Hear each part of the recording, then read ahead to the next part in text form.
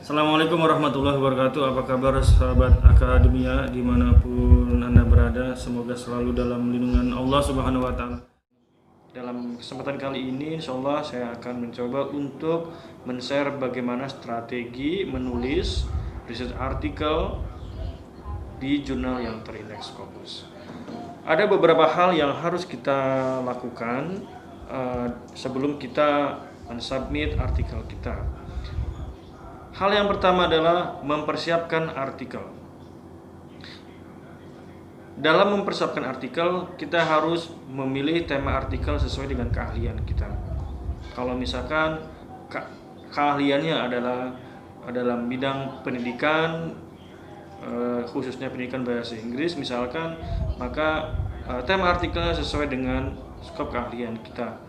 Baik itu tentang kurikulum, tentang pembelajaran, dan lain sebagainya. Dalam mempersiapkan artikel, harus diperhatikan dalam menulis latar belakang, karena latar belakang sangat penting, di mana dalam membuat latar belakang itu terdiri dari state of the art, gap analysis, dan juga novelty.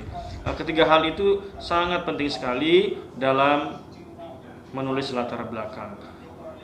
Yang mana kita ketahui state of the art maksudnya adalah kekhasan, dan juga gap analysis adalah dimana kita mempertemukan antara previous studies dan juga tema yang kita buat, dan juga kita harus menonjolkan apa kebaruan dalam artikel kita.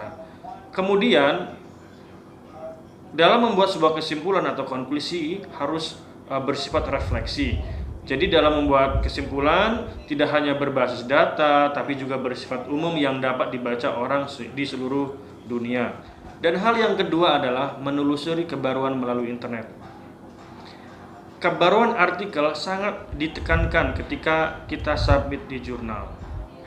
Dan juga kebaruan itu dapat dilacak melalui Google ataupun mesin search engine dengan mengetik kata kuncinya. Kemudian, gunakan rujukan terbaru dari jurnal terindeks Scopus. Kita bisa download secara gratis dengan melalui yang di atas ya, silakan contoh ya. Jadi itu bisa jadi sebuah referensi di mana kita mendownload artikel-artikel terindeks Scopus secara gratis. Dan hal yang ketiga adalah penerjemahan. Kita coba mencari orang yang sudah pernah menulis di Scopus atau orang-orang yang belajar di luar negeri. Mungkin saja mereka bahasa Inggrisnya lebih bagus. Dan juga cek tata bahasa melalui Grammarly yang gratis. Kita bisa cari di Google ya Grammarly, dan juga kita bisa mengecek tulisan kita untuk melihat bagaimana kesalahan-kesalahan grammar yang kita gunakan. Dan dalam penerjemahan secara mudah kita bisa lakukan hal ini. Persiapkan artikel yang akan diterjemahkan, kemudian masukkan di Google Drive Anda, kemudian Anda upload. Kemudian setelah di-upload, buka dengan Google Tools, cari translate.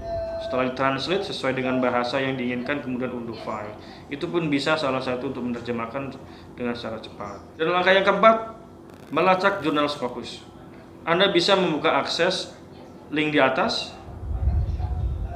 Kemudian cari sesuai bidang keilmuan artikel.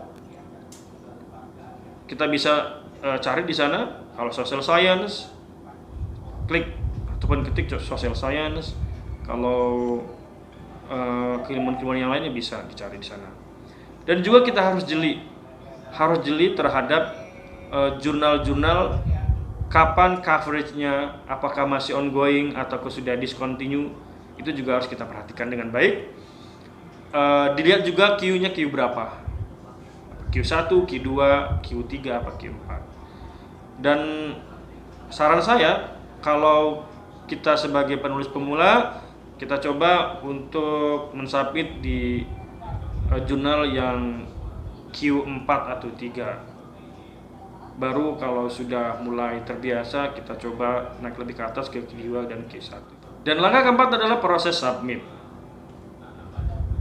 Kita harus benar-benar mengecek bahwa skop jurnal yang kita tuju sesuai bidang keilmuan artikel ataupun keilmuan kita. Jadi harus dicek, benar-benar dicek. Kalau tidak sesuai, ya otomatis bisa saja ditolak. Dan selanjutnya, pelajari sistem panduan penulisan jurnal. Bisa dengan saya memberi tips, kita bisa mendownload satu artikel di jurnal yang kita tuju, atau buka author guidelines, template yang sudah ada di web tersebut. Kita ikuti, kita pelajari, dan kita coba mengadaptasi apa yang sudah ada di sana. Terima kasih, selamat menulis dan berkarya. Jangan takut mencoba, karena tidak ada kemahiran secara spontan. Menulis adalah sebuah keahlian yang digali dan juga dipraktekkan secara kontinu. Tidak ada orang yang mahir secara instan. Oke, terima kasih Sobat Akademia sudah menonton video saya kali ini. Semoga kita selalu dalam keadaan yang bahagia.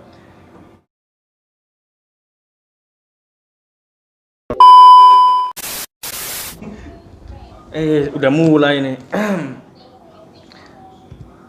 Dimulai dari awal ya. Ini apa ya? Ini apa sih? Oh, ini kena kamera ternyata. Bismillahirrahmanirrahim.